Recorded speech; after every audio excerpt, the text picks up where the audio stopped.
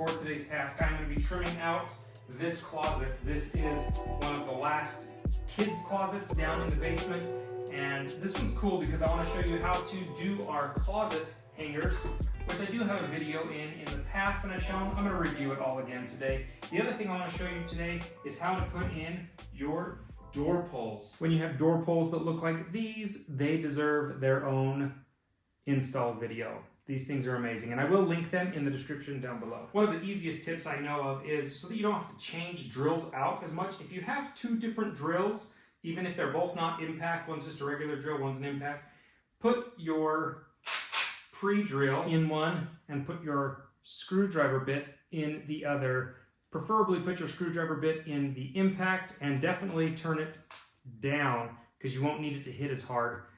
And on your other one, you do need a pre-drill bit. You don't have to have it. You can just use the screws and make them do their work, but it's never going to work very well. And especially with putting the door pulls on, you have to pre-drill or else they're just not going to work. So a trick to all finished carpentry, pre-drill everything. Tom Silva says to do it. Eric and Jamie Perkins say to do it. Joel Helene says to do it. You do it. You just do it. First things first on these door pulls is placement. Placement is relative. It's really wherever you want it to be. What I've chosen to do is center it between this space and this space. So centering of it here is 38 inches up. So 38. And centering it in this space, which is 4 1/4, so 2 1/8. Doing this left-handed is a little difficult. So we're gonna go 38 up, 2 1/8 over. Now with these particular ones, not all are this way. Some are just flat on the back and the screw goes in and this just sits on the door. But these ones actually have kind of that collar there that you have to account for. And I know my drill bit is not as big as that collar. So I'm gonna have to get a bigger drill bit just for these ones. But I'm still gonna pre-drill with this bit.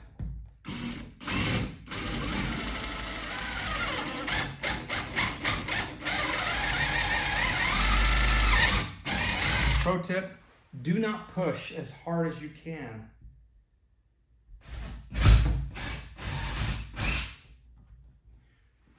For a couple reasons. One, it's finished work. It doesn't need that much force. Finesse is the only way to do things. Just feel it out. Try to not put too much force, but you do need enough. Reason number 2 is if you push too hard and the drill slips out of the way, it's on finish work now and you'll see those scratches forever. And that's more work you've got to fix later on. So finesse, finesse, finesse. Now because I have to make for that collar, I went and got a bigger drill bit. So this would be the 3rd drill, but that's okay. You can never have too many drills. That is gonna work. When it comes to these screw sets, there's a chance the screws they sent won't fit through your door. If they won't, don't be scared, go to the hardware store, get some that will work. Oh man, I don't know if that guy's gonna sit on there. Shoot, it won't. The problem we're running into is that collar touches right at the tip of that screw, but the screw's just barely in there. So we do not have enough length, so we got to get bigger screws. So I do recommend if you're going to do finish work, go buy a small little pack. Usually the screw sizes we're using are 8/32. That means it's a number 8 size, 32 threads per inch, or a number 6 size with 32 threads per inch as well. So those 2 screws are the ones that you're going to work with. So if you're getting ready to do a big project with finished trim, I would just get a small little, little baggie of either of them. You can always return it if you don't use it at all, so that's kind of a nice pointer. But we do need some, and I do happen to have some. These are our screws that will work now. Obviously, you can see they're big enough. The other ones would not make it that far, so now we can put this guy actually in the door.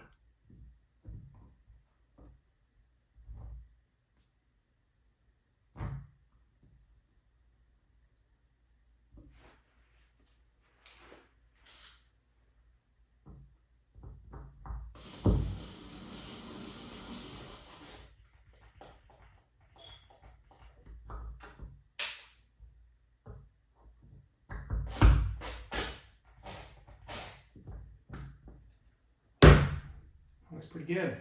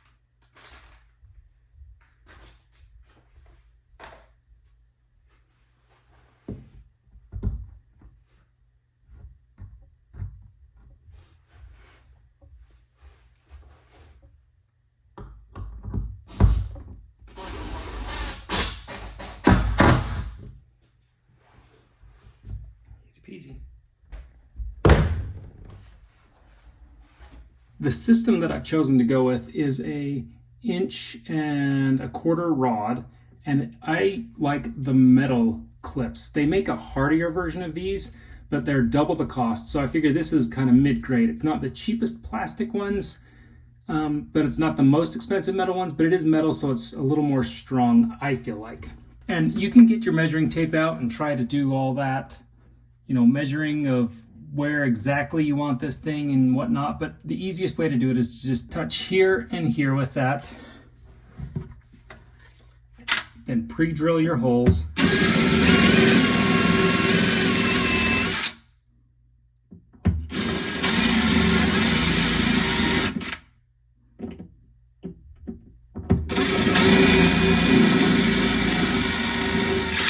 And then just screw it in. Now I do always start with the fully enclosed side. And when it comes to your screws, I don't like to seat them all the way until all the screws are at least in and started. Oh, see that? Too much force, Joel.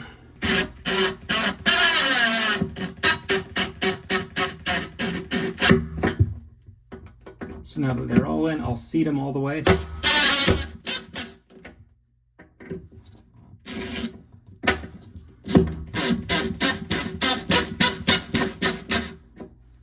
There we go. Now this guy's not coming off at all. So now I'll switch to this opposite side, and you do the exact same thing. You're gonna line this guy up. The only thing you have to keep in mind is keep this trough at the bottom, because that's what it sits on.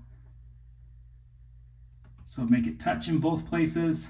And the reason I'm making it touch on the front is because I know if I'm as far forward as I can be, I'm gonna have plenty of room for the hangers in the back. A lot of people will use a hanger to measure, but you're not accounting for maybe the sleeve of the coat or sweater or whatever you're hanging up. You're not accounting for some of that. So I like to give it as much room as possible, so I come as far forward as possible.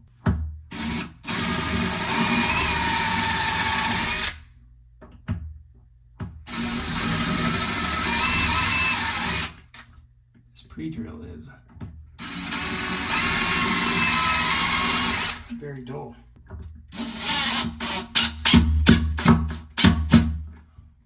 Now, I leave this just like this for this next step.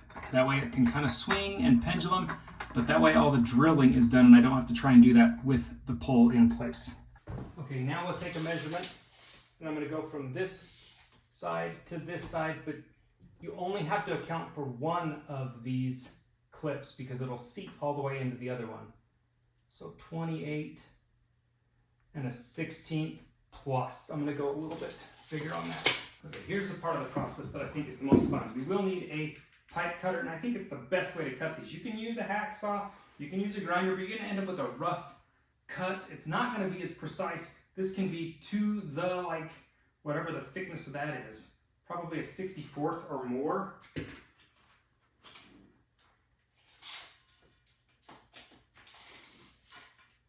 So I get my measurement, 28 and a 16th plus. So that means when I say plus or minus, that means you're splitting the 16th of an inch.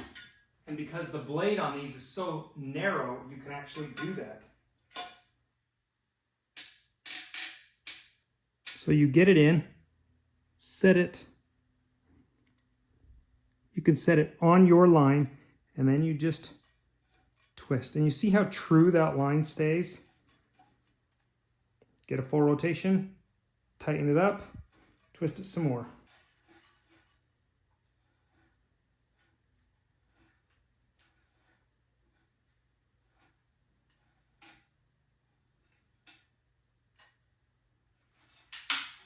There we go.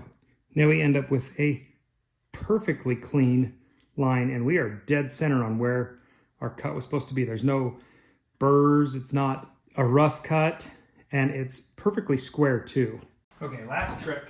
I set it into the back piece because it's fixed, and then I bring it into this first one and swing it up into place because I know I've done it a little tight for that way there's not as much wiggle room. Then taking your last two screws,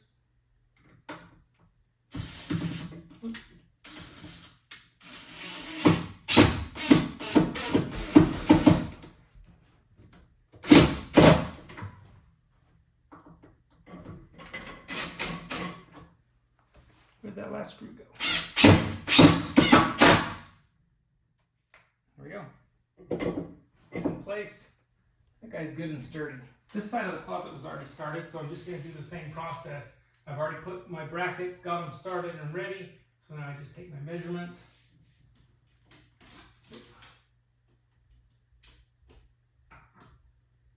Just 20 7/8. Same thing, come back to 20 7/8.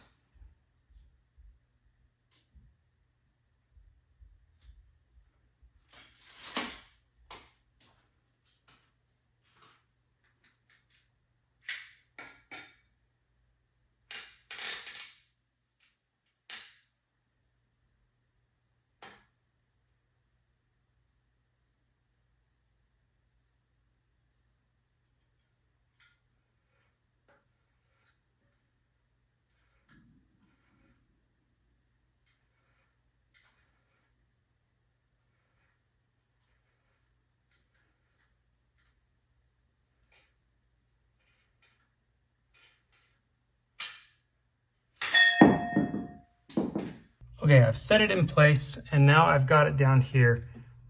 And this is why I leave the other screws undone, is because now I can rotate it into place and there's not quite enough room for that to lift out, which I think is a good thing. All right, now with that closet hanger up, that closet hanger up, this closet has its poles. I think we are good to call this one done. I do still have to rotate, and maybe I'll keep the gold on these. We actually have chrome everywhere in the basement, and the hinges were actually wrong from the factory, but they did bring us the right hinges and I just need to switch them.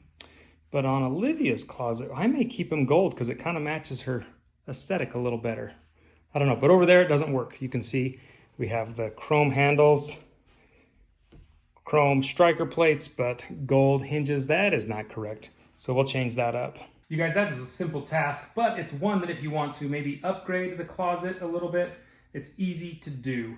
And I will say, if you're putting in closet rods that aren't going like short distances, maybe say 36 or 48 the most. If you're going past that, they have little angle brackets that you can get that will hold that center weight so that it doesn't fall. And you can buy thicker pieces of tubing as well that are thicker walls so they won't flex or bend, but we're not putting anything industrial on these, so these ones are good enough for what we're using. If you like today's video, give it a thumbs up. If you're new to the channel, subscribe.